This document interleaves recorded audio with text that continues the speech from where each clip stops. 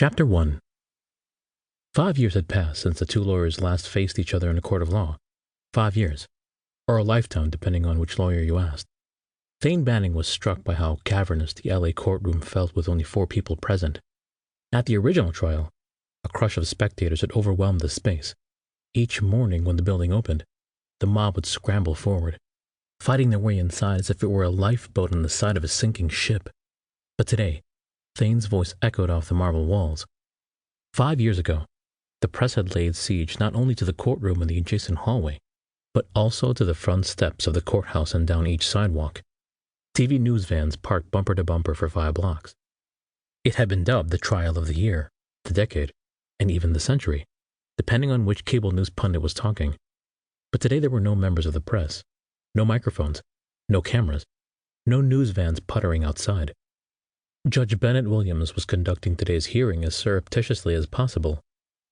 Judge Williams, who had served on the bench for 38 years, hadn't presided over the original trial, but it was his unfortunate lot to draw today's arguments. The uniformed guard posted next to the locked door was also absent last time, but his presence today wasn't just for show. Today his leather holster was unsnapped, providing easy access to his service revolver. Of the 4 men in the courtroom, only the 2 lawyers were back in their original places. Bradford Stone once again assumed charge of the prosecution, although this time he did so as the district attorney for Los Angeles. At 47, Stone's features, like his designer suits, were a collection of sharp angles. Thane figured the courtroom artists would have to fish for their finest-tipped pencils to draw his face. His dark eyes were those of a hawk on a wire, surveying the landscape, scanning for prey. Thane once again stood at the defense table across the aisle from Stone. The DA hadn't changed over the years, but Thane knew the same couldn't be said for himself. Instead of an Armani suit, today's thread-worn jacket was 3 sizes too small, too tight to fasten the buttons. His black hair was as thick as ever, but he had seen tendrils of white worming their way to the surface over the past few months. Not a distinguishing gray like the judge's, but white, the kind of shock white most men would dye away. He was only 36 years old, but it was on the inside that Thane had changed the most. There had been a time when he might have felt overwhelmed by what was happening to him, but today he felt nothing at all, nothing but contempt.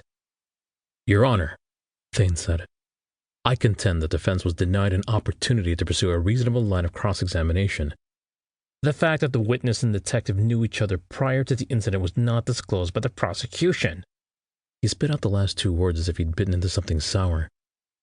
Bradford Stone sprang from his chair before Thane even finished his sentence. Detective Gruber encountered hundreds of people in his work. For him not to remember one witness is understandable. Thane turned from the judge and faced Stone directly.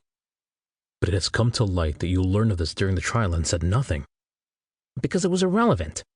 "Not to me," Thane shot back. Judge Williams banged his gavel. "Gentlemen," the judge said, "if you could at least pretend to address your arguments to me, I would appreciate it."